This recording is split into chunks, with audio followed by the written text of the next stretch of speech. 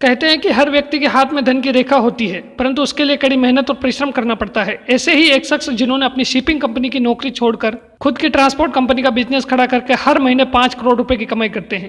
Hello दोस्तों, उपस्थित हूं आपके साथ एक और इंस्पिरेशनल, मोटिवेशनल और स्टार्टअप स्टोरी के साथ। अगर आप हमारे इस चैनल पर नए मेहमान हैं तो हमारे इस चैनल को जरूर सब्सक्राइब कीजिए, साथ में घंटे का बटन जरूर प्रेस कीजिए ताकि हमारे आने वाली मोटिवेशनल, लाइफ चेंजिंग और स्टार्टअप स्टोरी की जानकारी आपको सबसे पहले मिल सके। तो दोस्तों शुरू करते हैं आज की कहानी। उन्होंने अपनी कंपनी की वेबसाइट में रेल, समुद्री जहाज या रोड से होने वाले माल की ढुलाई के लिए बहुत ही कम मूल्य उपलब्ध कराए हैं। साथ ही कंपनी के कार्गो शिप मैनेजमेंट में अपने कस्टमर के हर डिमांड पर शुरू से आखिरी तक रहती है, वह भी बेस्ट प्राइस और बेस्ट सर्विस के साथ। फिलहाल अपनी कंपनी के पास 2000 से ज्यादा रजिस्टर्ड कर्मचारी हैं और इनकी कंपनी में लगभग 10 कंपनियां प्रतिदिन जुड़ती रहती है। हम बात कर रहे हैं 42 वर्षीय पुणेंद्रु शेखर की, जिनकी कंपनी के 4 ऑफिस और उनमें काम करने वाले स्टाफ में लगभग 4 दर्जन से अधिक है। अपनी कंपनी के लक्ष्य को बताते हुए शेखर कहते हैं कि आने वाले सालों के अंत तक 680 करोड़ रुपए का टर्नओवर हासिल करना है। शेखर का बिजनेस चुनौतीपूर्ण तो है और साथ इसमें काफी कमाई भी होती है। शेखर जो कि अपने शुरुआती दिनों के बारे में बताते हैं कि सन 1995 में उन्होंने 22 वर्ष की उम्र में एक शॉपिंग कॉर्पोरेट इंडिया के नाम से एक कंपनी को एज ए ट्रेनिंग के तौर पर ज्वाइन किया, जिसमें उनका 40,000 रुपए मासिक वेतन था। उनका यह ट्रेनिंग प्रोग्राम 1 वर्ष का था, जिसमें उन्होंने अपनी कड़ी मेहनत और ईमानदारी के साथ काम किया।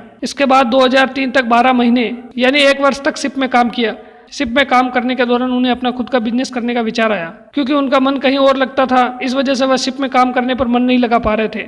वह खुद का व्यापार करना चाहते थे, परंतु कुछ भी नहीं हो पा रहा था। वह हर साल अपने आप को नौकरी में घसीटते रहते थे। फिर आखिरकार वो दिन आ ही गया जब मई 2016 में नौकरी को अलविदा कह दिया और 2016 के दिसंबर महीनों में अपने एक 8 बाई 8 फुट के छोटे से कमरे में कार्गो पोर्ट नाम की एक खुद की लॉजिस्टिक कंपनी की नींव रखकर शुरुआत की। उन्होंने यह काम खुद ही अकेले शुरू किया था। जब उनकी कंपनी दूसरी बड़ी कंपनियों के सामने ट्रांसपोर्ट करती है, उनकी कंपनी के द्वारा लगभग 5.6 करोड़ रुपए महीने की आमदनी हो रही है। उन्होंने बताया कि शुरुआत से ही उन्होंने कुछ अलग करने की चाह रखी थी, जो अब जाकर पूरी हुई है। पुणेंद्रु शेखर के मुताबिक शिपिंग कंपनी में नौकरी करने के दौरान उन्हें पता चल गया ट्रांसपोर्ट के व्यवसाय में बहुत अधिक संभावना है, जो बहुत हितकारी है। यात्रियों को ढोने की बात हो या सामान को ले जाने और लाने की बात हो, भारत जैसे देश में ट्रांसपोर्ट के व्यवसाय में रोजगार बहुत अधिक है और बेहतरीन आमदनी के साथ संभावनाएं हैं। ट्रांसपोर्ट के बेहतरीन संभावनाओं को देखते हुए सरकार भी इनसे बढ़ाने पर जोर दे रही है। हर क्षेत्र में सरकार रोड के विषय को बढ़ावा देने के लिए टूटी फूटी सड़कों का निर्माण कराती है और मालगाड़ी के लिए नई लाइन बिछाने का काम करवा रही है। इसके अलावा इस क्षेत्र में कई व्यवस्थाएं, कई नए व्यापारियों के लिए सुनहरे अवसर सामने आ रहे हैं। वह पुराने व्यवसायों के लिए और अधिक संभावना बढ़ रही है कि वे अपने व्यवसाय का विस्तार कर सके। इसी वजह से देश के प्रमुख सरकारी बैंकों ने अपनी योजनाओं में से एक फ्लीट फाइनेंस की एक बेहतरीन योजना है। इस योजना के तहत कोई भी व्यक्ति अपना ट्रांसपोर्ट का व्यवसाय शुरू करने के लिए करीब 1 करोड़ रुपए का ऋण बिना कुछ गिरवी रखे ले सकता है। इस योजना के द्वारा ट्रांसपोर्ट के पुराने व्यवसायियों और इस क्षेत्र में नए आने वाले व्यापारियों को इस योजना का लाभ उठा सकते हैं। इसके अलावा इस योजना के तहत यात्रियों और सामान को ढोने के लिए वाहन खरीदने के इच्छुक कंपनियों या व्यक्तियों का पूरा लाभ ले सकते हैं। इस ऋण के लिए आवेदन की जरूरी कागजात जैसे ड्राइविंग लाइसेंस या वैध लाइसेंस रखने वाली गाड़ी या ड्राइवर का होना चाहिए। साथ ही उन्हें वाहन चलाने का साथ पर्याप्त अनुभव होना चाहिए। इसके अलावा कर्ज लेने वाले व्यक्ति के पास सामान या यात्रियों की ढुलाई से संबंधित विभाग से परमिट भी होना आवश्यक है। आवेदक को उनके अच्छे अनुभव के साथ साथ व्यवसाय को चलाने का कौशल भी होना चाहिए। जो व्यक्ति एक या एक से ज्यादा ट्रक, बस रखने वाले ट्रांसपोर्ट ऑपरेटर भी इसके हकदार होंगे। वाहन की बॉडी चेचिस बनाने की लागत पर हम कुल खर्चे का 90% ले सकते हैं। पुराने वाहनों को 25% व नए वाहनों को 10% का मार्जिन निर्धारित किया गया है। पुणेंद्रु शेखर के मुताबिक जब कोई बिजनेस स्टार्ट करते हैं या करने जा रहे हैं तो सबसे पहले उस पर विचार कर लेना चाहिए और इस विषय पर जांच पड़ताल करनी चाहिए। ट्रांसपोर्ट का मतलब बताया है कि माल को या यात्रियों को व्यवस्थित ढंग से एक स्थान से दूसरे स्थान पर निर्धारित समय पर पहुंचाना चाहिए। सबसे पहले अपनी कंपनी का स्टार्टअप करने का चरण होता है कंपनी का रजिस्ट्रेशन।